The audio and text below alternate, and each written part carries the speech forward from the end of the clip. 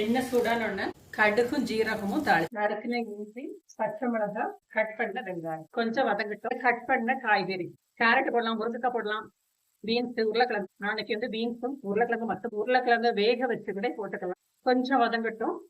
தேங்காய் பால் வந்து first ball தனியா எடுத்துடுங்க ரெண்டாவது மூணாவது பால் ஒன்னா எடுத்துடுங்க இப்ப ரெண்டாவது மூணாவது பாலை உள்ளால விட்டுருவோம் காய்கறி அப்படியே வேகட்டும் ஒரு 5 நிமிஷம் மூடி போட்டு காய்கறி நல்லா வெந்துட்டு சாஃப்டாட்டு 1 கப் பாசி பருப்பு வேக வச்சு சேர்த்துடலாம் நல்லா கலந்து விட்டுருங்க 1 கப் பாசி பருப்பை மஞ்சள் தூள் போட்டு ஒரு 2 விசில் விட்டீங்கன்னா நல்லா சாஃப்டா வெந்துடும் அதை மசிச்சு இதுல சேர்த்துடலாம் டேஸ்ட்டுக்கு உப்பு சேர்த்து நல்லா பாசி பருப்பும் சேர்த்து நல்லா கொதி வந்துட்டு இவ்வளவு ரொம்ப எல்லாம் கொதிக்க வைக்க வேண்டாம் ஸ்டவ் ஆஃப் பண்ணிட்டு 1 கப் அளவுக்கு திக்கான தேங்காய் பால் இது வந்து கொதிக்க கூடாது நம்மளோட சொதி ரெடி ஆயிடுச்சு ஃபைனலா கருவேப்பிலை தூவிடலாம்